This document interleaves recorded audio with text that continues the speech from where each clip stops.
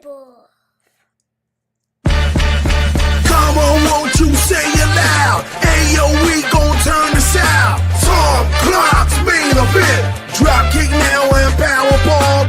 Ayo, bro, let's bring this on. Hey, hey, what is up? Oh, captain, my captain, show the stuff. Power slammer, suplex 2. Hot garbage just for you. Big breaker, cut a code red. Figure 4, hot times ahead. Since 2014, it's on. It's a 10 count, but stand up strong. Hey kid, no DQ, strong style. Chop, this is how it do. Tom Clark's main event. Tom Clark's main event. Tom Clark's main event. Tom Clark's main event. Hey, what's up, kids? Welcome back to the program. Tom Clark back here with you on yet again another Friday.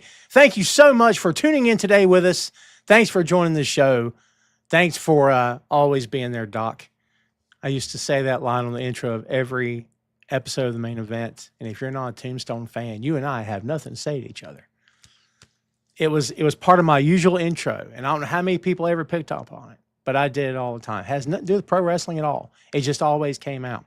Anyway, the show's been on air for a long time. I don't know what to tell you. 12 years, man. 12 years. I've put a lot of stuff, as you may curse. I put a lot of stuff into my intros through the years, man, and that was just one of them. Welcome back to the show, everybody. Tom Clark back here with you. As I said before, if you have never watched the main event, bore you in for some fun AEW stuff and some pro wrestling talk, yeah? And we hope that you are ready for that and hope that you're ready to enjoy it because, man, we got a lot of stuff to talk about here today. We got a monster show to review, and AEW Revolution was awesome. And hopefully you guys enjoyed it and you're ready to do some talking. Because, again, we've got lots of stuff to talk about here today. We do have a guest on board before we get started here today. Let's go ahead and say a few hellos as we go. Fernando was first at the table today. We appreciate you very much. Sugar Shane is here. Where are you? There you are. E is here as well. What's going on? Everybody saying RIP to Chuck Norris for sure. Saucy, good to see you. Happy Friday to you. JP is here. Yeah, Ray is here. What's up, everybody? Please be sure you check out Ray Sports and Slams live every Monday right here on the Boink Studios YouTube and on the Boink Studios, well, on Facebook. It's Ray's page and my page. So that may be changing soon. We may start broadcasting from Boink Studios, and as soon as Ray's page is ready, we'll be broadcasting from there as well. So keep your eyes open. All right, kids, before we go any farther, let's bring our guest on deck. You know him from the Patton Report. You also know him from Bachman's Basement. He is one of the newest additions to Boink Studios. Please welcome back to the show, great friend of the show, ladies and gentlemen, the one, the only, the reclusive, the elusive, the exclusive, one and only Chris Patton. What's up, Chris? How are you? The reclusive? You I have no idea. Like I'm Howard Hughes over here. I have no idea. You got toenails in a jar. I don't know. Yeah. You're not wearing a bustle. Halloween. No clue where all that came from. But hey, man, thanks for hanging out with me, dude. I appreciate you. Oh yeah, it's exciting. We're going to get to talk about a great pay-per-view. 6 hours of action. 6 hours. Yeah, man, it was a big show for sure. One of the reasons I wanted to have you on is because, you know, you and I talk all the time, of course. And the other day you were messaging me saying that you were watching it. We were kind of trading notes, and I think in that moment I'm like, I just should have you on the show because like. I've hit you before, and you're like, okay, I need to go watch that then. And it's like 2 hours left or something. So at least this way, you've already seen it. Yeah, you wouldn't have been able to do that this week with the 6 hour. I had to break it up into pieces. Yeah. You know, I think what the Oscars were Sunday. Yeah. So my wife watched that, and then I've broken up the pay-per-view over the course of a couple days and got through it. It's a great show. There was not really a bad match on the entire card, honestly. Oh, it's such a good show, man. Really, really good. Kids, you remember Chris? Chris, you remember the kids? Everybody, please say hello. JP has already done that. Jamel is here as well. So yeah, let's go ahead and start talking about this. I know at any given time, you know, Revolution is one. Well, not Revolution as an event, but you know, AEW as a company. Sometimes depending on what kind of matches they're putting on and what kind of things they're doing. We can debate here all day long about how we feel about certain matches and hardcore, and we're going to get to that. But I wanted to kick this review off with Andrade, El Idolo, and Bandido. I don't steal your thunder, but real quick, I think that Andrade is doing absolutely the best work of his career. And brother, when you look at him, I watched in that match and I'm like, this guy he was born to do this. He is a born entertainer. That's all I got. What do you think? Yeah, he's back to I think last time I was on the show, we were talking about him and him being back to what I expected when I was doing Wrestling Geeks Alliance when he was in NXT, which is a future top guy, top star, even back then in WWE. Now, where he ended up and how he got back to where he is now is kind of a crazy ride in itself. But he is now exactly what I thought he could be, and they got a star on their hands. They got I don't know what put the rockets on him, strap the rockets to him because he's great right now, both in ring and nailing the character down. Having Don Callis there to be a mouthpiece if they decide to push him into a further main event role, I think it's going to work very, very well. But that match was incredible. That might be my favorite match of the night. It is the most wrestling of wrestling matches to enjoy. But it had a feel like kind of like a Dean Malenko, Eddie Guerrero type WCW cruiserweight match or something, which I really, really enjoyed. Bandido is also incredible. And those two guys had great chemistry in the ring. I really enjoyed that match. Yeah, Bandido is he's one of a kind. I mean, honestly, he's one of a kind. And these two guys, like you said, just absolutely brought it. I mean, we always talk about let's write the story and let's plot this out. Let's don't hot shot and this company hot shots a lot. It is what it is. I've beat my head against the wall many times in the past, and I'm trying to do better. So I'm not saying why didn't he just get in the Ring of Honor title, but do you think that belt, the way they're booking it, isn't on his level? Is he above that? Because why didn't he just win the title from Bandido? I mean, honestly, I think he is kind of above that in the way that he's been booked so far, right? As far as like what I consider with the Ring of Honor title. Ring of Honor title is almost to me like a veteran's title. they just put it. They'll put it on someone. Like it's weird what they do with that title. It's also kind of sad in a lot of ways, knowing the history of Ring of Honor and how big of a fan I was of it. But yeah, it's I don't know. Andrade at this point, he should be more in the main event than like on the Ring of Honor card. The Ring of Honor card is like lower than their TV title to me as far as perception goes. So as far as like how he's things that are currently going on with Andrade and how he's looked in the ring and in just the overall character being this very larger than life thing and in a very shade of gray company, I think is someone that he should be up there with MJF, which would be very, very fun, especially if you think about what Andrade was in like NXT with hot tubs full of girls and stuff. They kind of are like opposites of the same coin to an extent, which would make for a real fun feud. So that's where I would go, but it's not my company. I love that idea. I like the bit with the girl at ringside taking the selfies. I'm here for that. I enjoy that. I think it's part of his package now. It works. I mean, look, from time immemorial, all the way back to the Horsemen and before, but a lot, the Horsemen and then NWO, and then as we go on through the years through all these major factions, the biggest problem with heel factions, Chris, as you know, the manager, the mouthpiece can promise the world and he'll deliver to a point. But brother, if one of those guys is the guy and the world champion, that's where it stops. So like Andrade's already said, I want the world title, and it's not in the family. So right now there's no real reason for me to predict he'll leave the family. But buddy, if that belt were to end up in the family, let me throw it to you this way. Can you even do that? Because all those guys would suddenly look at that guy and say, all right, when do we get our title shots, buddy? Like, wouldn't that be an issue? And would that be an interesting storyline, you think? Yeah, I mean, it makes for a very interesting storyline, and it can definitely be done. I mean, you just go the Paul Heyman route, what he did with the Tribal Chief and Jey Uso and Jimmy Uso and Sami Zayn and how long that program ran. You got to have threats to the family itself to keep some of those guys busy before it implodes, right? It just depends on how long you want to tell the story. But this was very much a DX thing as well, with like Sean and Hunter to some extent. Like any good faction, you got to kind of look over your shoulder, even if that person is part of your family, right? Like, because at the end of the day, what it should be is everybody wants the top title. So yeah, I think that makes for a great storyline itself. And then Andrade is kind of the perfect guy to do that with, because if he's the one that kind of gets ousted and gets the championship stolen from the family, then that just gives him a shot at just being a crazy hot babyface coming out of that. Yeah. Like against the Don Callis family, which is kind of hated already. Yeah. And I don't know how they would work it, and maybe my prediction is dead wrong, but I've been of the mind that Ospreay is going to win that belt from MJF in England this year, and then eventually Kyle Fletcher is going to take it from Ospreay. Now, of course, the issue with that, Chris, is that leaves out Swerve, that leaves out Hangman, and that bit about I'll never challenge. Shut up. I mean, we all know that'll be reversed at some point, but that leaves out several top guys, including Andrade. So they got a lot of balls to juggle with this world title thing, man. Be interesting to see how they play it.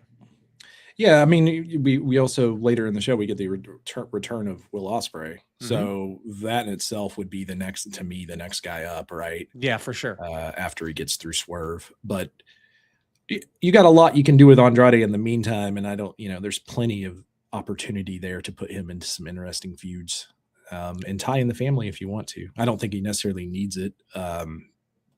Outside of Don Callis being a mouthpiece for him, I think that actually works really, really well. Yeah, right. JP to the comment about ROH is kind of viewed as NXT, below Raw and SmackDown. ROH is below Collision and Dynamite, and they have big plans for Andrade. I agree with all that. And Ring of Honor doesn't have to be quote unquote below anything. They still got that app, and I'll be honest with you, I'm going to have to take an entire day or an entire evening and just binge all the Ring of Honor I've missed, because of all the shows I try to keep up with through the week. Ring of Honor is the one that falls off my radar a lot of times. And there's a lot of content there that they just keep loading up every week. Yeah, it's hard. I mean, the weekly show is not really anything to write home about, right? Like there's the big storylines, even for the Ring of Honor title, don't happen on the Ring of Honor show most of the time. It happens on Dynamite. Yeah. So it's a weird thing. And Jeff, I actually, that was my point, is that storyline carried out with the inner arguing of that family for a long period of time with the title. So I think there's a lot you could do with that. That was just an example. This could go back to the Four Horsemen as well. Sure. Tully's jealousy of Ric Flair. It's been done throughout the history of wrestling pretty easily. Yeah, for sure. Yeah. I mean, I'm here for it. Like I said, Andrade and Bandido just absolutely crushed it. I mean, I kind of predicted Mox and Takeshita would steal the show. I think you could argue 1 and 2 for those two matches, but man, Bandido and Andrade was just. I always want to use the words 5-star, but out of respect to Meltzer, I don't want to do that. But it's hard to think of other terms like top tier, great, match of year contender. There's several things you could throw at it. Let me follow up with a match that maybe nobody's going to use those terms, but I did find it interesting, and I kind of want it to be like our second leadoff today. And that's Darby Allin, Orange Cassidy, and Roddy Strong versus the Dogs. And you and I have talked about New Japan a lot on camera and off mic and everything. And I really want the Dogs to be successful. I mean, Gabe just lost again. He lost in a coffin match to Darby on Wednesday. I enjoyed this match, if for no other reason than I think Finley is lights out, a really, really good worker. And I think the three of these guys together are fun. Clark Connors is a beast. Gabe, of course, is a beast. I love this little faction. I really love it. In your opinion, is this one of those factions where do you predict gold? Do you just predict... And do the wins and losses, if they lose several in a row, is it going to defeat sort of their standing? We always talk, Chris, about how that company views wins and losses. So maybe it's an unfair question based on the company. But what would you say for yourself personally you want to see with that faction in AEW? Well, it's kind of hard. I mean, it's hard because they're basically doing all trios matches at the moment. Sure. And there's a limited amount of trios teams, and what does that title even mean if you win it? And then you also have them still being tied heavily to New Japan, right? Of course. So how much do you want to give them? Is the question there, right? Like what does their contracts look like? What is their appearances? What's their date per year for AEW? That's kind of some of the weird stuff around booking around that kind of stuff, right? Like if they only have 10 appearances, do you want to put titles on them? You know, I don't know how that works. I don't know what their contract structures look like, but they're still heavily involved in New Japan. So it could be that I don't know. I mean, they're individually, there's some great members of that group. I think the group itself is really good. Yeah. But how do you split them up? And that also affects what they're doing in New Japan, and how does that play into, you know, whatever they're doing there? What's the behind the scenes stuff there is kind of makes that a hard question to answer. Oh, sure. And I mean, all three guys are all elite at this point. They're all three officially all elite. And it's Finley had his last match. I think Callum Newman beat him because they're really strapping a rocket to that kid, which I totally understand why.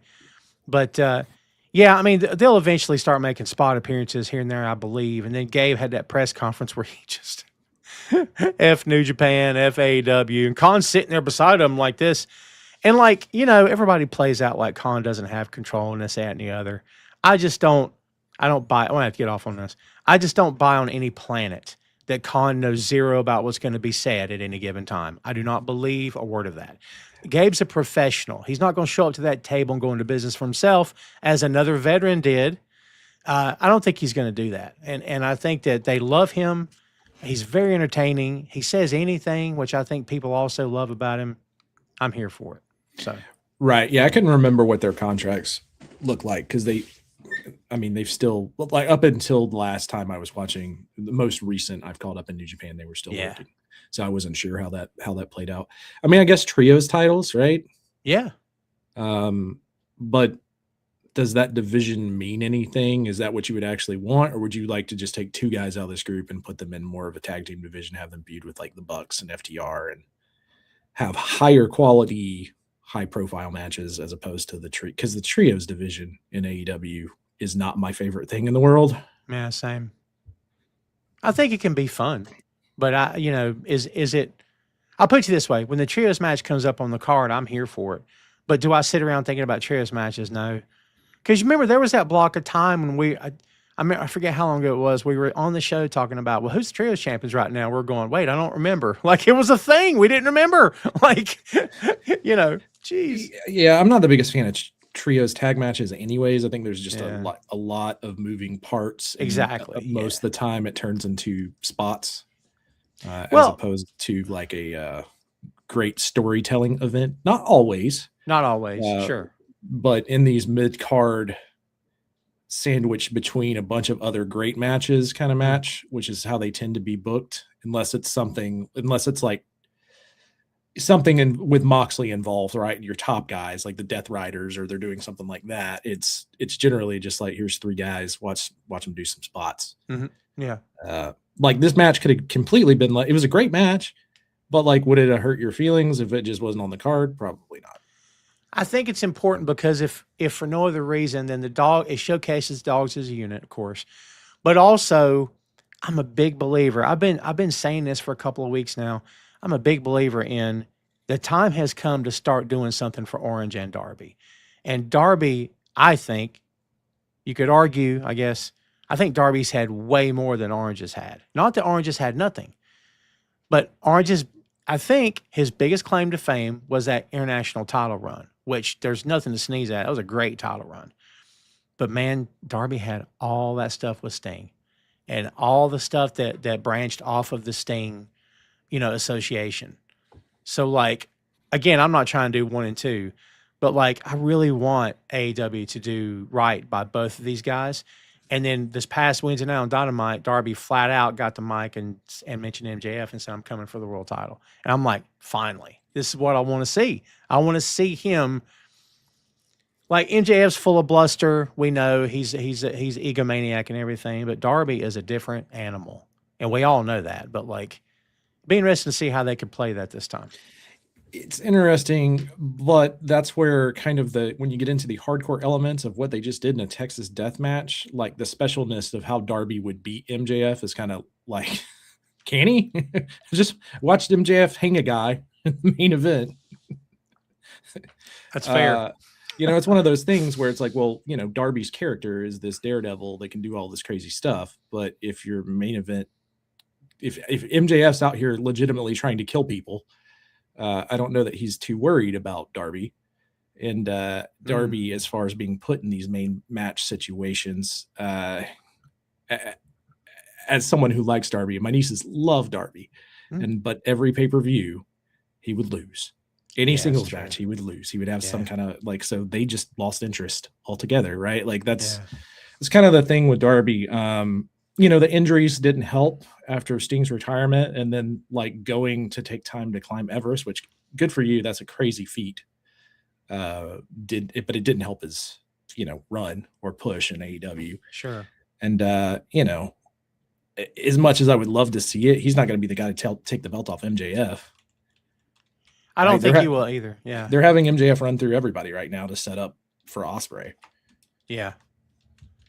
I mean, and maybe I'm just thinking out loud and hoping for the sake of hoping, but I really want to see Darby with that world title at some point. I mean, be interesting to see how it plays out and who he were to get it from. So according and kids, I literally just looked this up. So do not take this. If someone goes to go Google or whatever, they're welcome to. So he is around, meaning Darby's around 500 on pay-per-view, 9-8. Right. But that's including his tag matches. Sure. So his singles title matches or big single event matches, I would think that those odds are way lower. I know, because there was a full year there where I was watching these pay-per-views with my nieces and he was just losing. Yeah. Well, it's the Bray Wyatt thing, right? Bray had the same issue. Bray would be booked on a pay-per-view to never win, and he'd win on TV all the time. And I'm like, what is going on? And I mean, he gets these big lead ups to the pay-per-view, but he's never able to get across the finish line or never it. He is the perfect way to get the belt on him, unfortunately, is to have it be the surprise victory, kind of the Mick Foley thing, or put him in a 4-way match where he unexpectedly gets the win.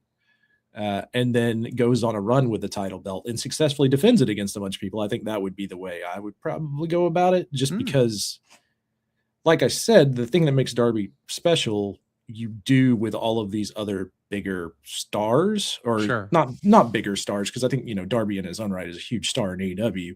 But as far as on the card and who have been presented to us as the top main event, the heavyweight champions, your Hangmans, your Swerves, your MJFs, Moxley's, they're all doing kind of the same crazy stuff. It would make Darby special. Outside of jumping off something really high, I guess.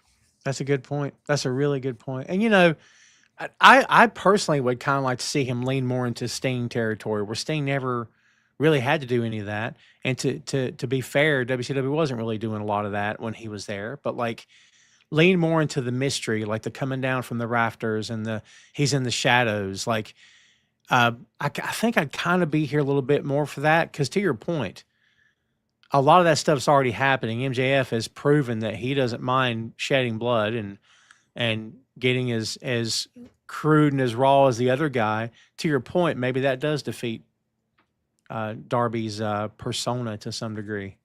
Yeah, I mean, if the whole idea is this guy will take it this far, it's like, well, you got 10 other people that are taking it this far, brother. Right. It's like this is like 1990s Japan right now happening. Oh my God, right?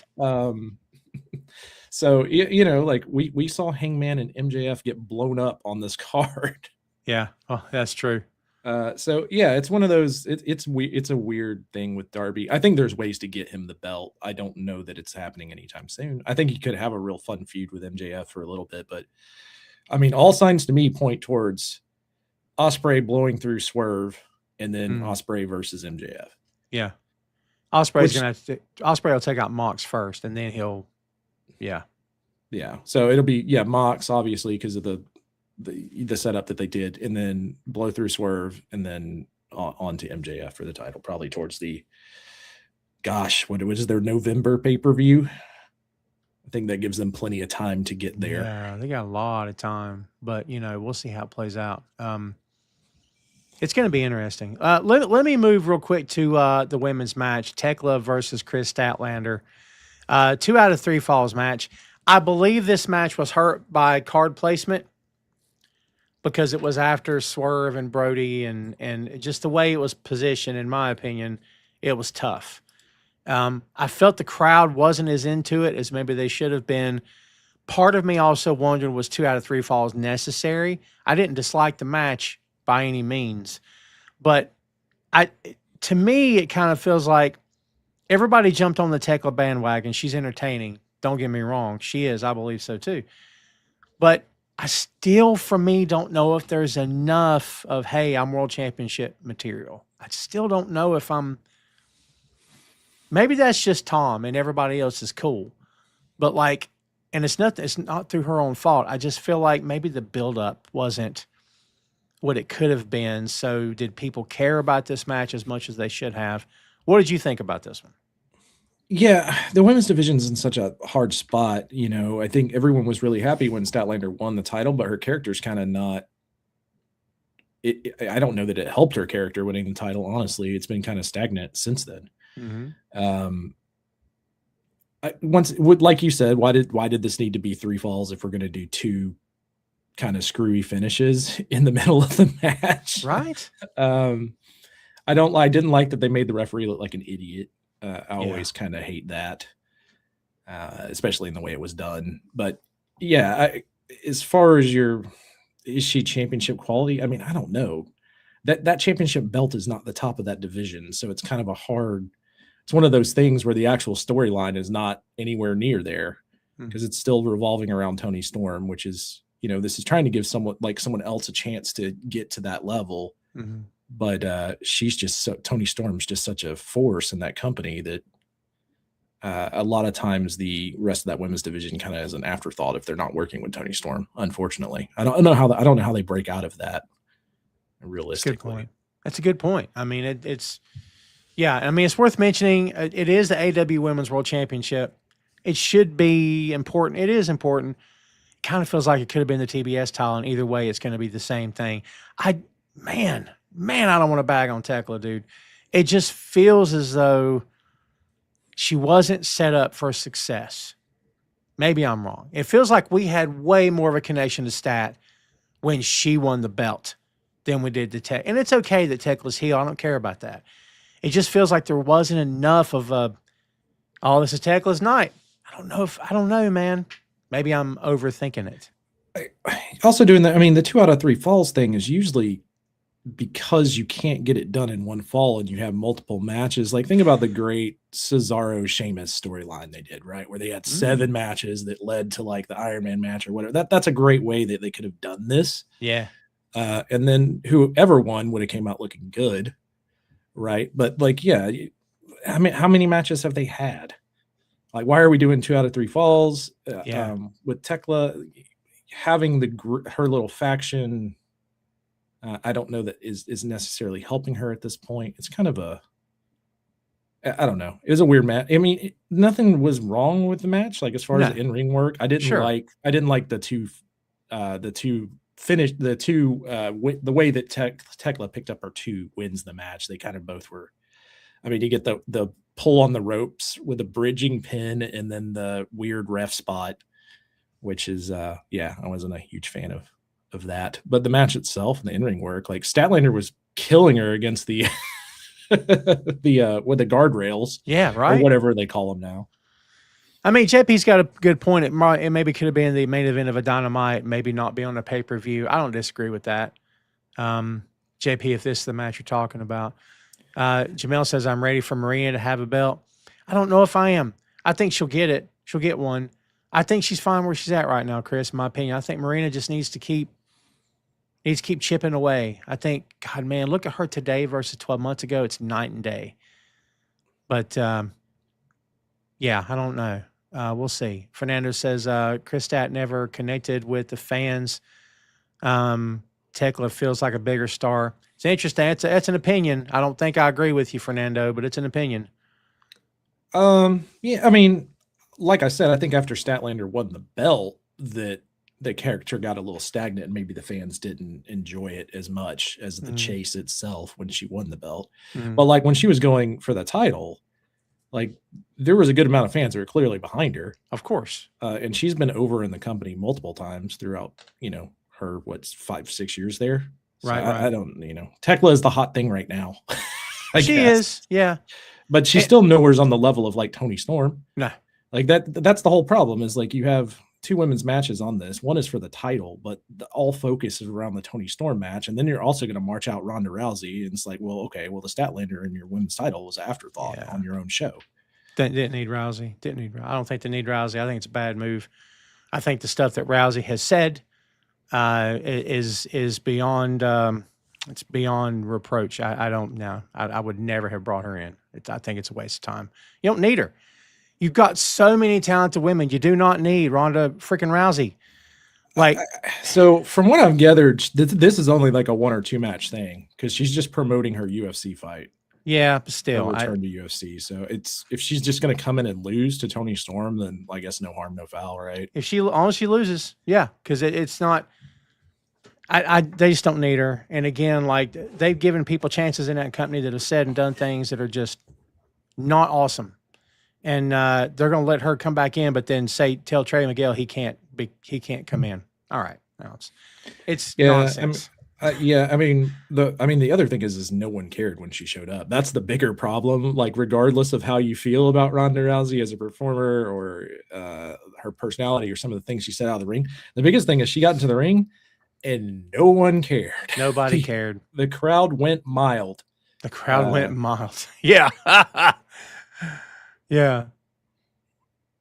Which is never what you want at a big pay-per-view surprise. They've gotten louder pops for like Fernando, let me cut you off, my friend. Stop crying about what she said. She denied Sandy Hook. Okay. Fernando, I got respect for you, my friend, but if you keep up with nonsense like that, you and I are done. There's some things I'm not going to sit here and tolerate. No one's crying, and sometimes people need to own up to what they say and be held accountable. I'm not having that on my show. It's not happening. Well, I mean, even if you take politics out of it, she also has crapped on the wrestling business more than a billion times. Every chance she gets. To be a part of it again is in itself is kind of wild. Yes. And also knowing that it's just promotion for a UFC fight does not make me super happy that she is around or someone that I would rely to have any kind of long-term or long match with, honestly. Yeah. Like, do I really want Toni Storm, someone who hasn't wrestled? When's the last time Ronda wrestled? 4 years ago? God, I don't know. I don't think it's been that long. Maybe. It's been a while. So do I want to put Toni Storm in there with someone that could potentially hurt her? And then now she's on the shelf for 6 months. And there's all sorts of other reasons of why. I don't know. Is anyone talking about this Ronda thing other than people going like, why? I don't think so. Like, what is the, They'll get mainstream coverage because it's her. And I'm sure her people will do things to get it out there. But again, they don't need it. I just don't get it. They just don't need it. I think it's more trouble than it's worth. It's more, again, a company that is full of very talented women. I didn't mean to get sidetracked, but I just don't know why we're doing it. Doesn't make any sense to me. We mentioned Swerve earlier. Swerve and Brody King. We knew this was going to be a good one. We knew it was going to be, of course, he brought the cement block out there, and it's one of the gimmick things that I hate the most, because when they actually use it, it is obviously not real. And like, I'm not advocating for a man to have his head be put through a cement block, so nobody take me at that. But I'm like, when it looks so gimmicked, let's don't do it. I don't know. But anyway, again, not to get hung up on this future world champion stuff, Brody is such a legend. Like, he is, you know what? Give him that Ring of Honor world title and then book him to the moon, dude. I mean, make and have him show up on every show, including Ring of Honor, all over that network. That's how, in my opinion, you build that title up where it should be. And I love Bandido, but I think Brody's awesome, man. What'd you think about Swerve and Brody? I thought it was a good match. There was a couple of like 1 count spots that happened in a lot of matches that I was not necessarily the biggest fan. I think they should have saved it for this match, honestly, because it makes the most sense that Brody would be the guy to kick out of things. But yeah, they had some crazy spots. There was the that vertebreaker on the floor with the padding pulled up. I thought that was insane. Insane. Really good match. We got a cool return. Yeah, I mean, if someone said that this was their favorite match of the night, I could see it. I could see it too. Yeah. Yeah, 100%. I'm just here for Brody, man. And I love Swerve. I think in a company with no MJF, he's absolutely your top heel. But I feel like MJF kind of needs to be the top heel because he's the world champion. But Swerve I think they're going to be a close 1 and 2. And to be honest with you, I kind of feel like that's maybe what it should be to a certain degree. You can have your 1 and 2 top heels. Then you can have a satellite group of heels that are dastardly and, Callus's guys. But when you get up to the point of an argument over who's the top heel, I kind of think we should know who that is. Maybe I'm old school in my way of thinking, but I think that's MJF at the moment. But Swerve, like I said, is a close number 2. What do you think about Swerve versus Omega again? I feel like we're going to get that out of the way first. I look forward to that match. I don't know where that goes after that. I would assume Swerve beats Omega, and then he's got to be feuding against like Ospreay or whoever's next in line for MJF. However they set that up, because like Swerve's supposedly next in line for the title shot, right? Like based on wins and how they've went about talking about his character and how the matches he's won. So I don't know where they actually go. Where does Kenny? That's the crazy thing is where does like Kenny was in Japan, and then flew back for this pay-per-view, to do this run-in. So like, what is the goal with Kenny Omega? I guess is I'm assuming he's just here to have this one match with Swerve, give Swerve a win. And on top of that, God, it takes me right back to the world title conversation. You've got Kenny Omega sitting there without the world title. Man, so many talented guys, as we know, vying for that world title. And then there's Kenny. It's kind of like a sitcom. And then there's Kenny Omega. Like he's right there, man alive. Like I've said before, it's an embarrassment of riches to have this level of talent working for you inside your company. At the same time, buddy, when it comes to start booking and assigning championships and man, that cannot be the easiest thing in the world to do. Yeah, for sure. And these are all people that have held the title too that we're talking about, with the exception of Will Ospreay, right? He hasn't won it yet, right? No. Yeah, so yeah, with the exception of Ospreay, everyone else has held this belt. So it's also former champion, so you're always got to consider them to be in the mix a little bit. Yeah. I guess the thing is what is Kenny doing? What is Kenny doing in Japan? Like, what is that going to look like? Is this their big AEW star for a while with Kenny? I don't know. I got to get caught up, but I say caught up. I think I'm a full show behind on New Japan Cup. And I talked to you off mic about that, about how they're still very much in a transition phase. And I don't know. I just, hoy vey. A lot of good, talented guys there, but man, they still got a little ways to go, put it that way. Yeah. But we'll see. I mean, obviously they could always use him. He could be used anywhere he goes. But I did find it interesting this past Wednesday when Swerve prompted the crowd to do Whose House. I'm thinking, yeah, I don't know if I do that anymore.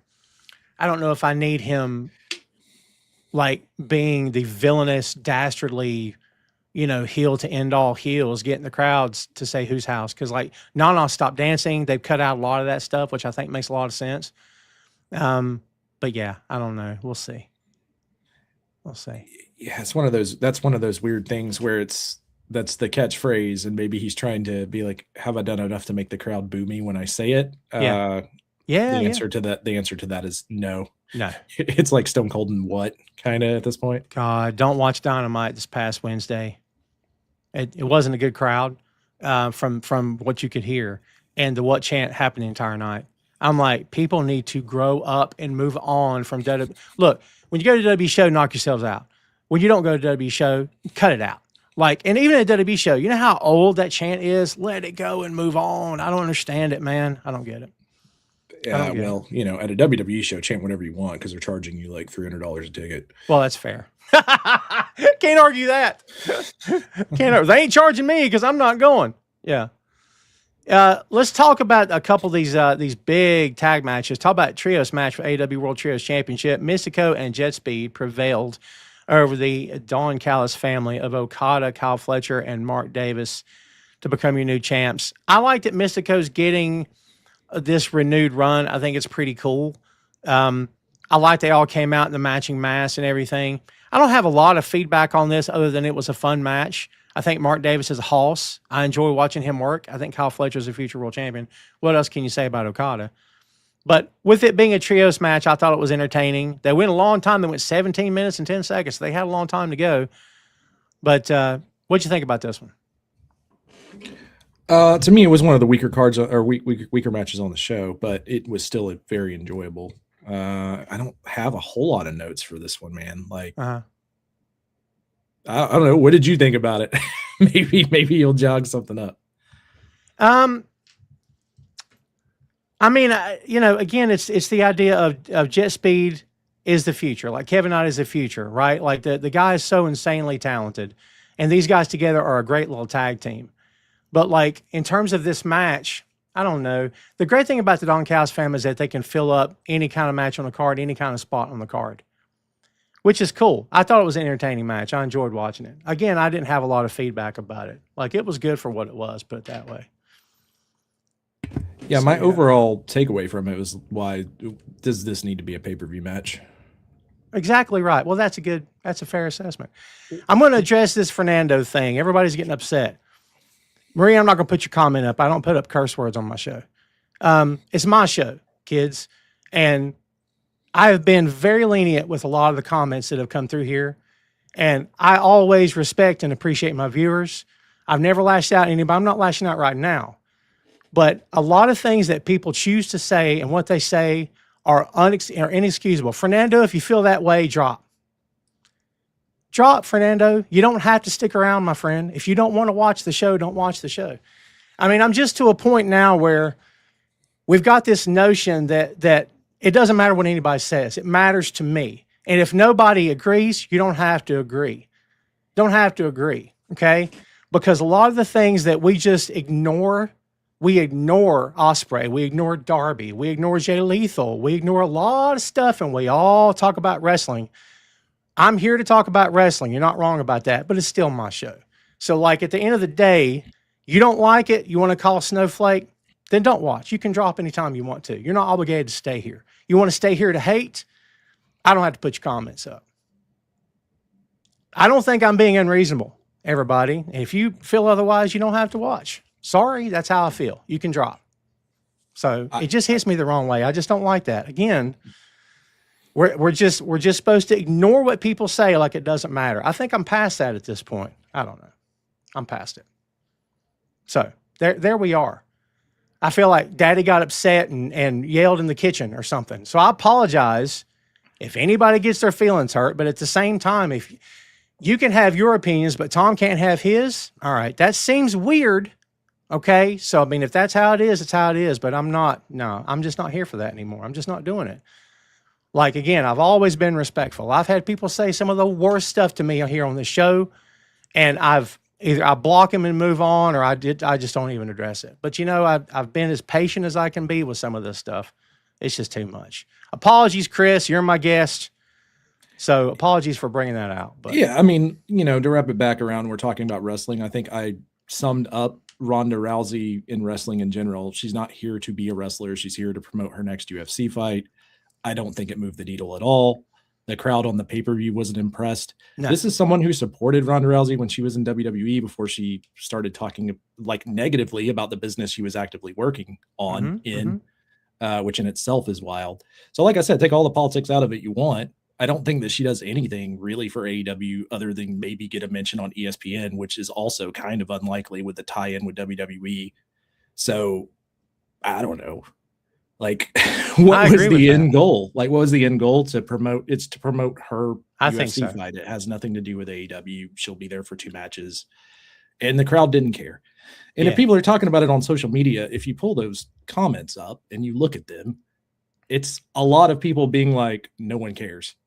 So yeah, it's true because no one cares because it means nothing. It just means nothing. And like, there's too many good people in pro wrestling who don't foam at the mouth. And I mean, at this point in time, I just much rather talk about those people that don't foam at the mouth and they're here to actually give something to the business and are here for more than just, I got to promote my next thing. I don't know. Again, if that makes me, if that puts me in the minority, so be it. It is what it is. I about lost my place here. Speaking of trios matches, well, this one's a tag team match. AEW Women's World Tag Team Championship, 5 minutes. 5 minutes. Divine Dominion. That's Megan Bayne and Lena Cross defeating the Babes of Wrath, Harley, Cameron, and Willow. Willow worked twice in the same night. Willow's awesome. I love Harley. This was a one and done, in and out pretty quick, man. Not a lot to say about this one, but man, I do like title changes when, you know, they can be impactful. This was certainly impactful for sure. I'm sorry, you cut out for a second. Which match are we talking about here? It was the Divine Dominion, Megan Bayne and Lena Cross defeating the Babes of Wrath. Yeah, interesting match. I don't know. How do you feel about the Babes of Wrath? Because I kind of dig the tag team, but I don't know where they're going to go story-wise. I kind of feel like they put the belts on them so Harley could be elevated, which I'm here for. I think Harley's great. Harley has improved so much since she's gotten there. I mean, it used to be all that puppet stuff and everything, but buddy, she's really improved. And I think Willow is great. I mean, Willow with 2 belts, I don't think was ever necessary. So I think they had a good little run. Are they going to stay together? I mean, the good thing about that tag team name, you can make it a trios, you can make it 4 women, you can make it a women's faction, like an actual women's faction if you wanted to, and just continue to call it Babes of Wrath. So I think there's a future for it. Will they keep it together? I hope they just put it together for the sake of just putting the belts on them to have a tag team to face in that tournament. Maybe they did. I mean, it worked out. It worked out. I like them as a team. Yeah. Do you think Harley's kind of like next in line or one of the next in line for going after the women's title? Because they do seem to be giving her like quite a bit of a push, and she is getting a decent reaction. I think she could. Yeah. But how do you, what would you do to go about just, do they even need to break up with her and Willow, or can they just be, you know, we don't have any good guys, don't have any friends in wrestling anymore, Tom. Ever. But ever. Yeah, ever. I mean, I keep them together. I don't think anybody needs to turn heel. Willow should never have turned heel with all that weird sky blue stuff they did. It never looked good, which is why they pulled it back as quick as they did.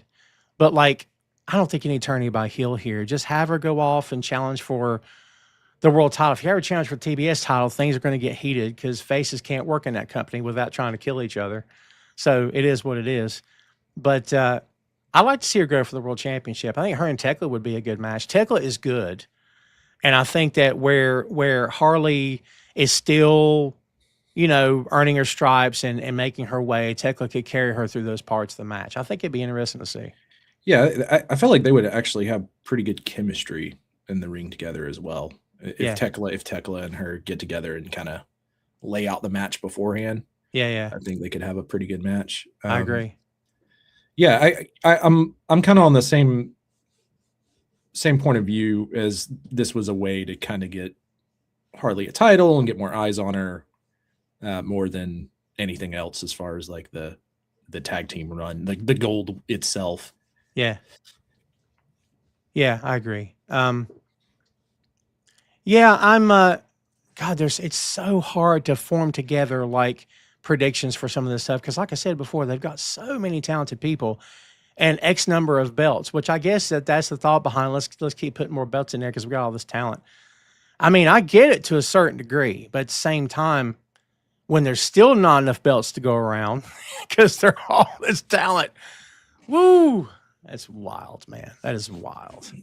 Well, I mean, that almost points to like, do you need to do something different with maybe Ring of Honor as opposed to having a bunch of belts? Like, why not elevate Ring of Honor as a show? Right. Exactly right. Yeah. I'm not saying go full brand split or do anything crazy, but why not, you know, make that more of a focal point? Especially if you're able to do streaming on HBO Max or do some neat things. Maybe even just one match that's always Ring of Honor on your weekly TV, whatever you do to promote that. I think if you made it more focused on that brand, you would have more room for these stars because it would elevate that brand in general in the titles, and overall it'd be pretty good. Mm-hmm. Yeah, I agree with that. I think we're all advocating, kids, for Ring of Honor to be elevated beyond and above what it is at the moment. I'm here for that. You've got the brand, use it, utilize it. I'm not sure what we're doing by not utilizing it. It's odd to me. Let's see. Another women's match, Thomas Toni Storm defeated Marina Shafir. Everyone was banned from ringside. Should Marina have won this one? Or no? No, I mean, I don't. That's hard to say, right? Like,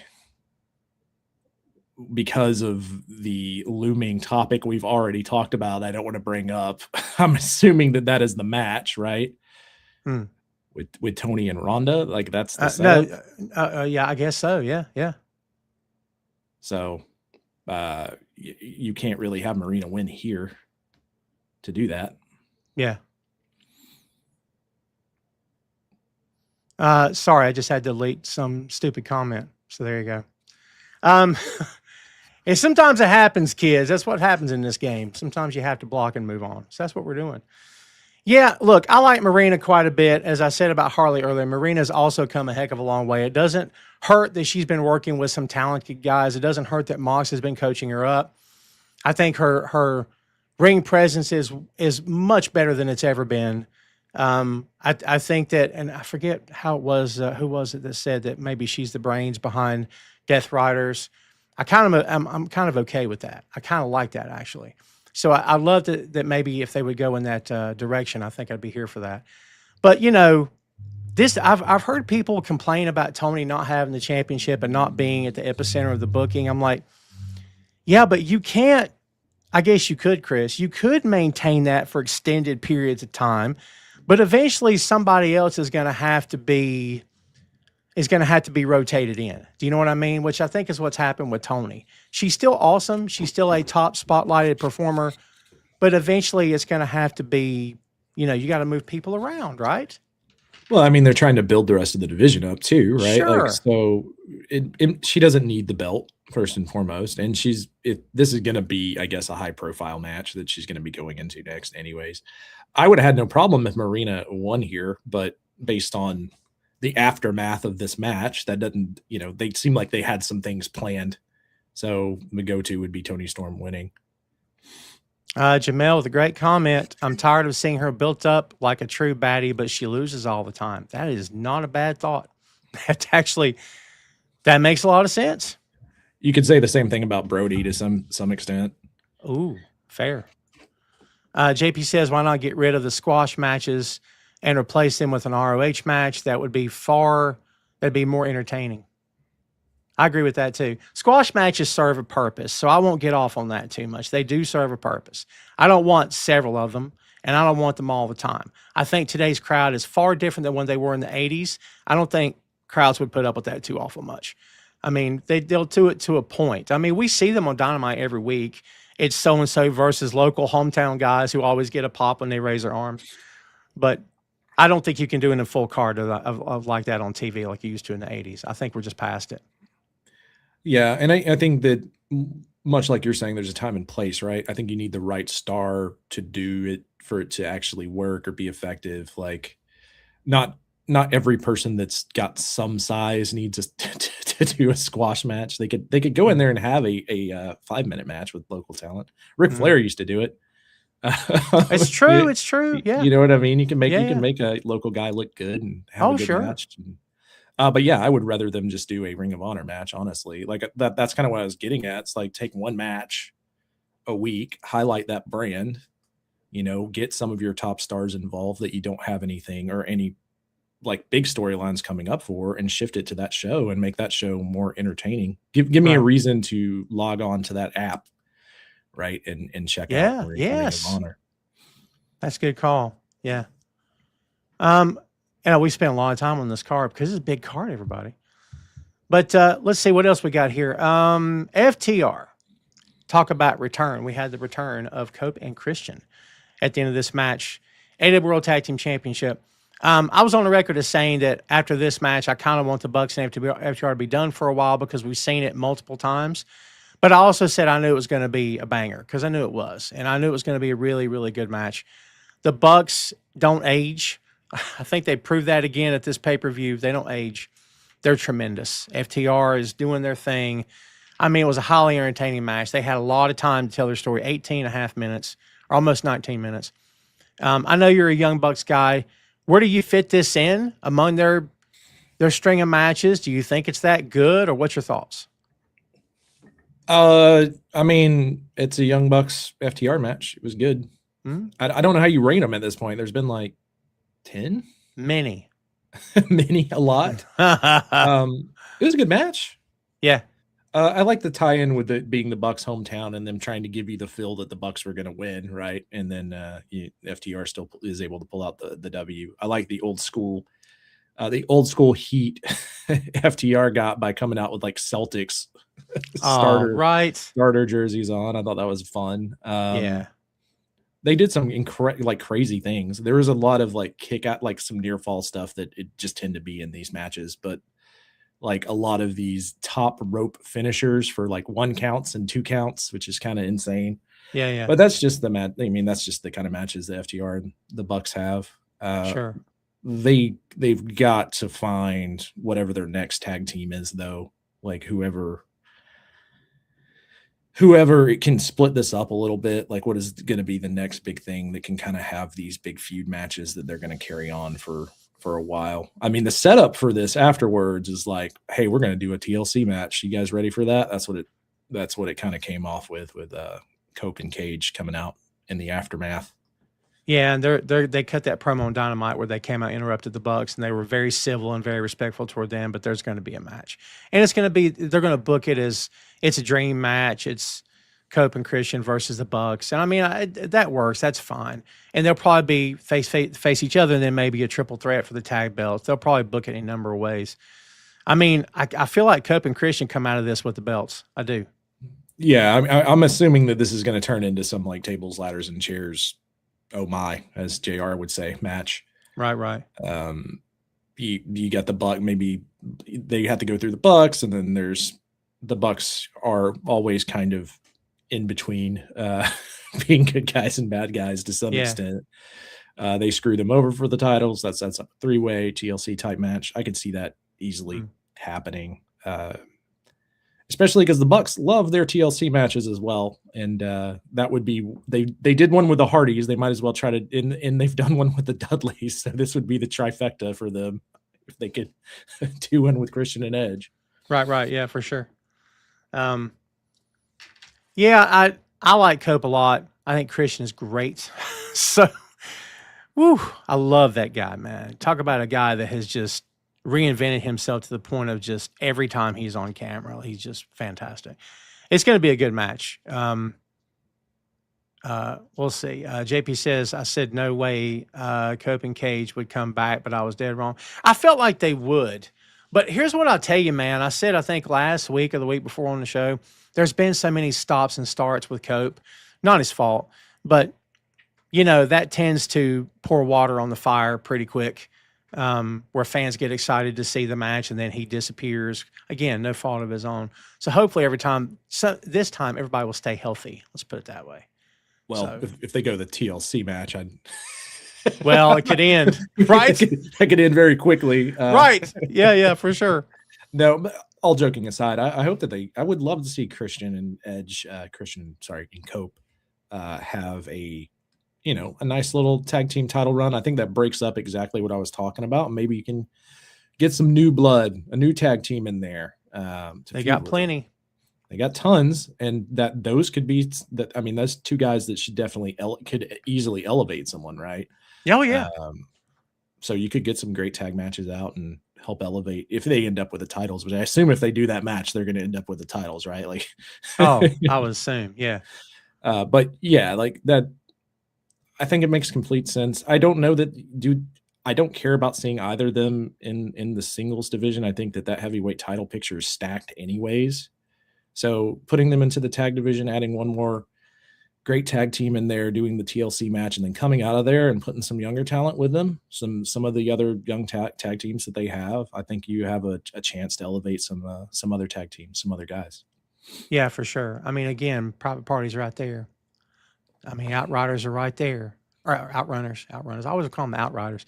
That's that old Sean Connery sci-fi movie, which I think came out in the 80s that I haven't seen for years. Let's see. David Down Under. What's up, my friend, Australia? How are you today? Let's see. JP says, this pay-per-view was the biting and surprise returns pay-per-view. What was it everyone's using? This biting thing has gotten out of control. Everybody's doing it. Remember when the finger pop was the thing and they would do the joint manipulation, and that was the thing that everybody did, and now everybody's doing the biting. It's like they go in phases in the business. Yeah, like Pete Dunne was really big for that for a while. Yeah. The joint manipulation. Yeah. For sure. Yeah, the biting thing is hilarious because I always think of there's a match with I think it's like, I can't remember, Sting versus someone, and they're I think it may have been Ric Flair. And Ric Flair's been repeatedly cheating the entire time, and Sting gets put in like a face lock or something, and he just bites Ric Flair's hand really hard. And it's always like, that's how I would want it, to be used. But it is when are they just going to have the bite off as a match? You just latch on to each other's arm as hard as you can with your teeth, and the first one to tap out loses. The bite off. I like that. It's a vampire match. Yeah, you can make the poster for the match like Jaws themed. Yeah, solid. You're afraid. What was the thing? Makes you afraid to go in the water. Makes you afraid to get in the ring. Something like that. Let's see. We've also got Jack Perry. He won the Blackjack Battle Royale and became your new AEW National Champion. I went on this big thing last week about Ricochet and how they needed to book him to build that championship, because right now the belt means nothing because they're not booking it to mean anything, because he's not getting enough reps to defend the title. Now Jack Perry has it. I think Jack Perry's great. I think Ricochet is great as well. It'll be interesting to see how this works out. But Perry with the championship, man. Did you see this coming? I did not. Mostly just because I didn't feel like there was a huge build for it, really. Yeah. But I don't know. It's what does that do for Jungle Jack Perry? I guess I don't know. What does this do for either guy? I guess is the question coming out of that match. I thought the match itself was fine. Yeah, match itself was fine. I like that they have their own matches that they are known for. Casino Battle Royale, they have matches, signature matches for the company. I like that they have those matches ingrained and we talk about them. I do like that. But yeah, it's a good question. I mean, again, it goes back to the argument of, is it too many titles, or the talent they have is not getting booked correctly? Is it a combination of both? Who knows? So yeah, is it too many titles or just too many matches on the pay-per-view? There was a lot of matches, 12 matches. And of course, 2 of them were, 1.5 were on the pre-show. Right. Or 2.5 were on the pre-show. Yeah. Yeah, because I just watched this and I almost forgot that Jungle Jack Perry had won a belt on the show. Right. Yeah. Because there's a lot to keep up with. If you're watching, I mean, when you're talking about it in retrospect, without looking at notes or whatever, there was a lot of matches on this show, remembering all the finishes, everything that happened. Yeah.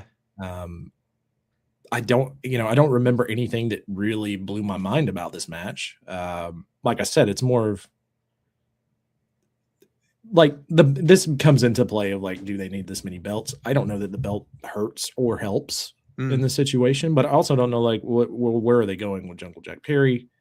Has that character already reached its ceiling? It felt like he did before they turned him heel. But, putting him back with Luchasaurus, I think is fine. They got a fresh coat of paint. It's popular again. It works. But to your point, they got to keep him interesting. That's always the challenge, is to keep these guys interesting, and women. You got to keep your stars interesting. You got to make people keep caring about them, or they're not going to care anymore. Yeah, but that's always prefer them as a tag team now that they're back together. No, You're like, no. Well, I mean, they could, but now no, because he's got that belt. And Lucha, I mean, man, I want this guy to be booked as a monster. I was going to say heel. Book him as a monster face and have him. It doesn't have to be title matches, but I just imagine maybe he and Brody have each other's backs one night. And you're like, my God, this could be. I was going to say Hawk and Animal, but that's going to be a weird comparison. Anytime two big guys get together, it's the next Road Warrior, you know. But like, imagine if they kind of tagged up for a little bit. Man, that would be fun to watch. Just destroying guys. That'd be cool. So, well, I mean, they've had so many opportunities with big guys they weren't doing anything with to just be like, well, just put them together. Yeah, exactly. And they never do that. So I have zero faith in that happening. I mean, you had a whole, like, I mean, there's a whole section of guys that just aren't even in the company anymore.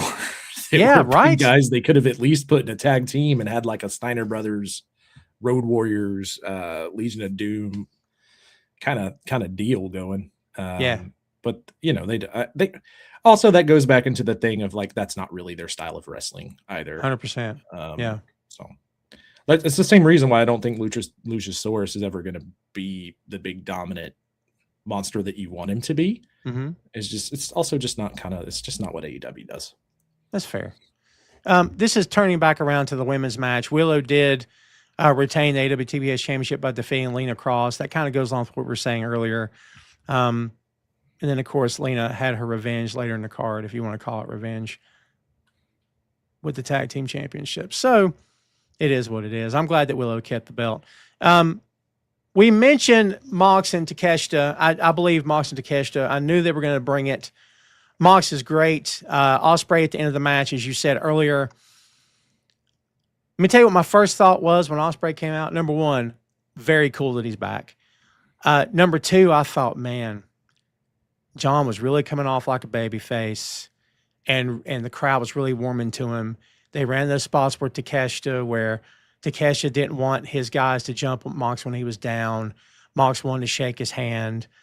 And they're really playing off of this as Mox turning face. And then Ospreay comes out to remind everybody, it's their fault I got took out. And I'm like, oh, that's right. It was their fault that he got took out. Yeah. Oh, it was kind of great, right? Like we've had this run of Mox kind of being on the fence of walking this very tightrope of shades of gray, which I'm not the biggest fan of. yeah. Yeah. But Ospreay immediately coming out and it's like, oh yeah, I remember why we hate Moxley. That's right. Yeah. I thought that was kind of fun. The match itself was really, really good. I think this is to me was my second favorite match of the night. Great match. The Andrade match being the first. Mm. But yeah, this was one heck of a match. It's I mean, they threw the kitchen sink at each other. And yeah, for real. Both guys look great. I like the ending. With both guys almost wanting to hug it out in a show of respect, and then Ospreay obviously popping up was great. And only thing I would say is it's very WCW intro video package they did for Ospreay. I guess he is being brought back to life. Right. Jeez.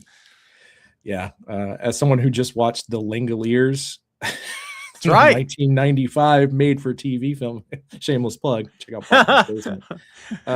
Coming tomorrow on Bachman's Basement. Yeah, it had very much of that kind of feel to it of like, man, y'all could have spent a little more time on this production wise, but outside of that, it was cool. He he worked Wednesday night and the commentators were really putting over, hey, let's see how his game changes after he's had this surgery. And I'm like, it didn't.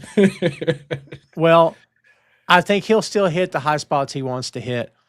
I do not think we're going to get 100% the same guy because I think he's actually said in interviews that, he understands things are going to have to change to some degree because he's got a kid, he's got a family now. So like he's got to think long-term, which, kids, not to ruin it for you. Pro wrestling's not real. And, there's a lot more things more important in this business, and the guys in it know that too.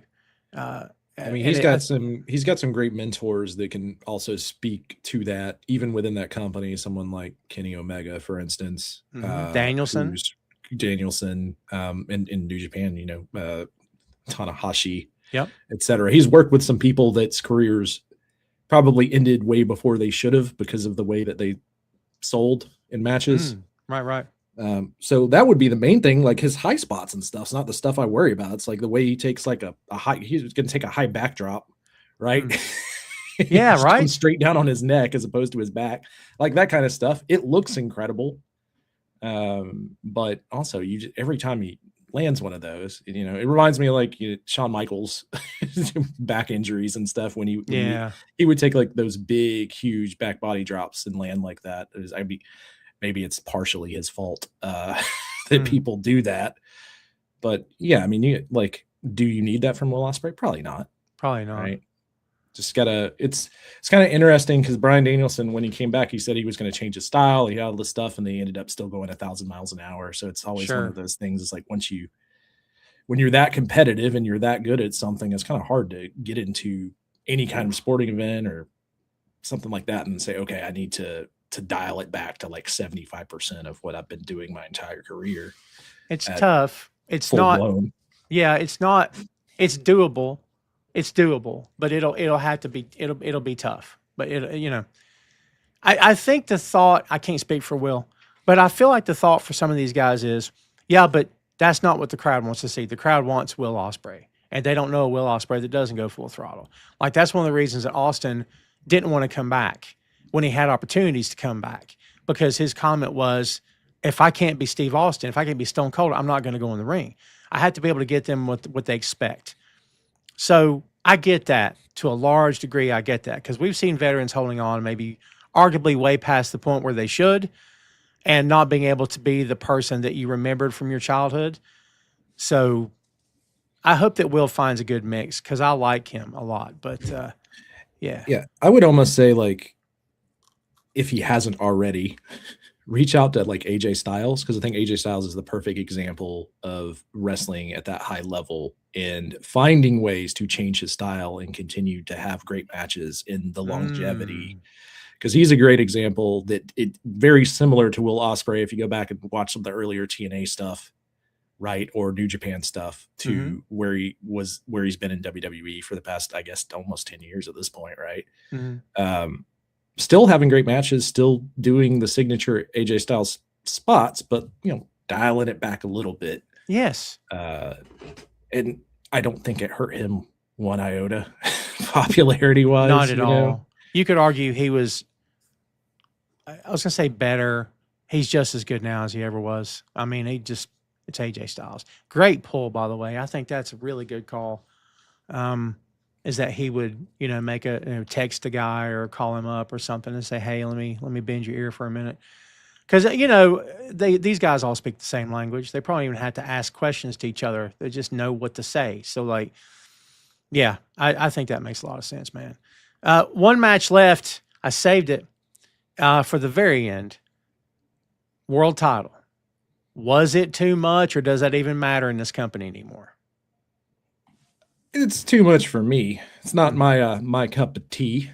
I did love the Terry Funk. I told you immediately when MJF came out with the Terry Funk gear on, I was like, well, I know who I'm cheering for in this match. It was already decided at that point. Crazy match. They did some things that like grossed me out even as a horror fan, because these are real people. Like I am still not a fan of that syringe spot. I think that's too much for me in wrestling. I don't. Yeah. You start crossing that line into ultra violent hardcore like the CZW type stuff. I'm not really into that. It's like taking ECW, which I enjoy, and going to that next level, which I'm not a huge fan of, especially knowing that these two could just go out and have like a great match without anything needed. That's the other thing, is like, would it have killed them just to have like an Iron Man match? Like, just go 60 minutes, have a good match. Yeah. Both those guys can do it, is what I'm getting. You know what I mean? Like, did we, and also the blood feud, like, was there enough build up to have a Texas death match with I'll never challenge for the title stip on it? Yeah, I didn't like that stip at all. I didn't like it. I mean, supposedly Paige is going to take some time off, so this will write him off TV for a bit. Don't know how long we're talking. He's earned a break, but I don't know. they're going to have to walk. They don't have to do anything, but I imagine they're going to walk that step back at some point. I'm not a big fan of that. Just don't set it to begin with.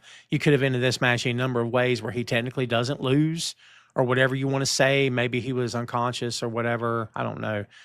But yeah, I'm not a fan. It didn't work. Obviously, it fell apart for Cody.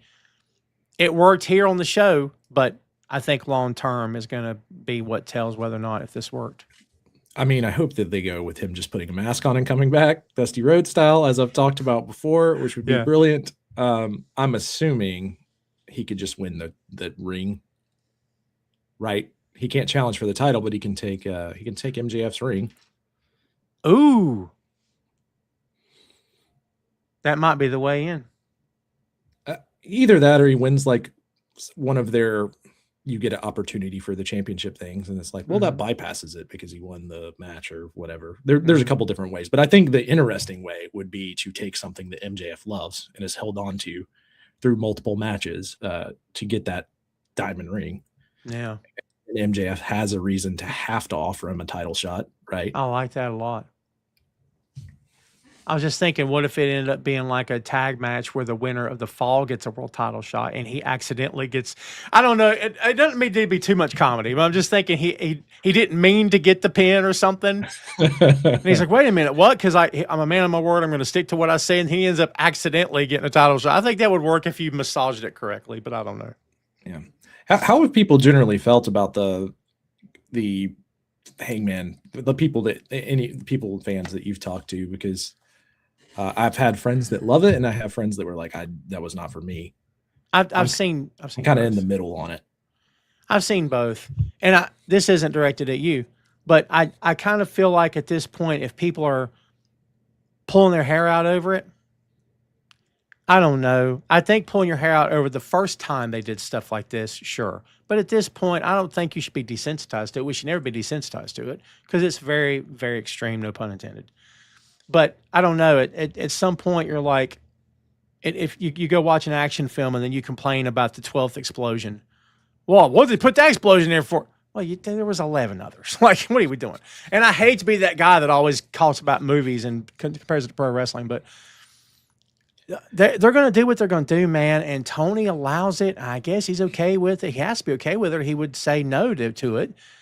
I mean, they really want to go there. I think they meaning the company, have John to thank for them going to this degree.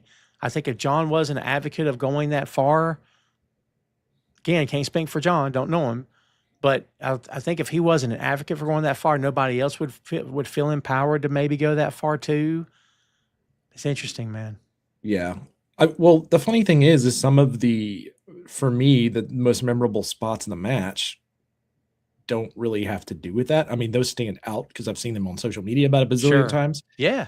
But like, for instance, MJF hits Hangman with a pane of glass and then yells he's not going to do any of this indie garbage and begins to sweep up the glass. Right. I think that's a great comedy spot. Him awesome. Running around the ring and Hangman chasing him for a while and then just turning around and waiting for him was pretty great. Like, that was awesome.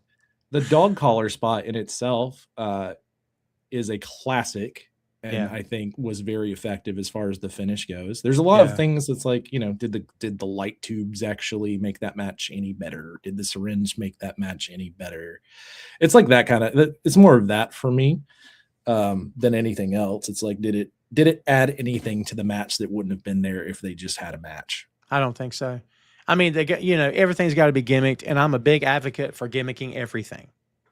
Everything should be gimmicked. From the chair to the light tubes. There's no reason for anybody to sit there and bleed to death. We saw what happened to David Arquette. It could have killed him that night because they used real light tubes. So, like, never again. And oh, man. He made the mistake of wrestling Nick Gage. That's on. He made the mistake of wrestling Nick Gage as the guy that won the WCW title. Nick Gage still upset about it. Right. Yeah. Texas Math, you're going to see some gruesome thing. JP, you're not wrong. Maybe JP's okay with my comparison to the movie. That's good. Yeah, I agree with that to some extent, but it's different when you're watching an action film versus two people. Sure, it's not real. It's totally. Shoving a needle through someone's face is a little different than watching a Michael Bay flick. That one individual spot, Oh, well, it hurts. Yeah, but everything hurts. I mean, if you're saying, Tom, would you rather take that big body drop on the bare floor, or would you take the needle through? I think I'll take the needle through the mouth. Thank you. I don't know, man. I'll recover from this. I'll recover from that. It'll be ouchy, but you land me on my back enough times, I could get effed up for real. Like, yeah, I'm good. Right? Yeah. Well, like I said, I like the match. It's there's just some things in there that's unnecessary, really. I agree. For me. But there's a lot of AEW fans that really love it. So That's true. They give you a little bit of everything. Like they gave me that Andrade match, which was my favorite match on the show. So it's Very kind good of match. At some point it's hard to complain because they're trying to appease a different audience than like mainstream wrestling or even ECW fans. It's a little mixture of both. And it's a combination of all the talent that they have there that came from all these different companies. Like you said, with John, his background being CZW. Mm-hmm. And then you get like your New Japan guys and you got, some old heads from WWE. You get like a good mesh of styles. And that's one thing I do like about AEW. I think there's a little bit something for everybody for sure. Yeah. Yeah, I can't disagree with that. Good mixed bag of things, variety shows, they say. Well, kids, we've went a heck of a long time today, longer than we usually do. And I don't think we're going to do the open floor today, kids, if that's all right with everybody. I got a birthday weekend to get to. That's tomorrow. So hopefully I'll make it through that okay. I'm still here. They ain't killed me yet. They've been trying, but it hadn't worked yet. Chris, thank you again so much for coming on, as always, man. Go ahead and plug your stuff before we get out of here. Sure. Check out Bachman's Basement. Tomorrow is the Langoliers, where we discuss the 1995 CBS film, The Langoliers, starring Al from Quantum Leap. So if you're a Quantum Leap fan and want to see him do more time travel, that's there for you. And then the Patent Report. It's on hiatus at the moment. It is coming back as a stream. I am working on OBS layouts and shows that I want to do. It will be more playthrough type things, but it's going to be fun for sure. So be on the lookout for that. We'll keep you guys up to date. 100%. Ray jumped in here with his last minute question. Ray, because you are all awesome, we're going to let you have this. Let's see, Nas or Common. I don't know enough about Common to have an opinion, if I'm being real. I'll say Nas. Part 2, Tribe or DOS Effects. That's a tough one. I'll go Tribe, but that is not easy. And if Adam Cole invited you to the grand opening of the Adam Cole, I missed it. The Adam Cole free couch in any color couch store. Oh my God. All right. What color? I got cat, so I guess it would have to be black. I don't know. It wouldn't hide the hair too well, but and said you could give one to a friend. Would you please call Sure later want to get grilled shrimp, mixed veggies, and a cup of coffee and some apple pie? Can I join? Absolutely. What do you think, Chris? I'm going to go Nas. I like Cameron, but yeah, Nas over. Oh, is that Cameron? I thought it was Common. My apologies. Emma, what's up? Let's slide. Yeah, and I guess Tribe Called Quest. I'll take Tribe Called Quest over DOS Effects. And yeah, of course, anytime I will have a cup of coffee. I don't know about the mixed veggies. I might skip the veggies, just eat the shrimp. Man, I'm the only one in my house that eats seafood, so I don't eat seafood that much because I always get complaints people who don't want to smell it cooking. I'm like, it's like, well, I don't like seafood. I'm like, well, you don't have to eat it. Like, I'm not cooking it for you. I love shrimp. I love seafood. I just don't do I don't do oysters or mussels. They're not for me. Or clams. They're not for me. I miss the couch color of this. Something dark, like navy, preferably. I have cats, so if they vomit on something, I want something that's easy to clean. Nothing white or beige. Yeah. Terrible idea. We have dark blue in my living room. So there you go. Chris, thanks as always for coming on, man. I appreciate you. Yeah, thanks for having me. Of course. All right, kids, there you go. That there was Christopher Ray Patton. Before we get out of here today, kids, I'm going to end with this. I've been doing this show since 2014, and we always keep it wrestling friendly. And that's my goal every episode, is to keep it wrestling friendly. One of the channels I broadcast to is a pro wrestling websites channel. And I'm here because they invited me to be on. I used to write for them for years, and that's Wrestling Rumors. So I got a lot of respect for the owner of Wrestling Rumors and for everybody that works there and still works there. Not sure what the status is of that site at the moment, but you know, the idea from day one of broadcasting a live video version of this show, which has been going since 2014, was to, you know, build engagement and meet new people and stuff, which I have, and it's been fun. People can argue with me all day if they like. As I said before, I have booted people from the chat before. I booted one today because I'm just not gonna, I'm not here for that. I'm just not. And people can choose to disagree with me, and that's fine. It's fine. It doesn't matter to me if you disagree with me at all. That's perfectly fine. But you have the power to not watch or listen. And while I don't want to lose viewers and or listeners, I understand if you don't like my point and you'd rather move on. I say thank you for listening and watching, but I certainly don't want to keep you here if you don't want to be here. But this notion that you can have an opinion, but the host cannot, is kind of backwards to me. So I will not apologize for having strong points and strong viewpoints. I don't conduct shows where I yell at co-hosts or my audience. It's not who I am. I take pride in that.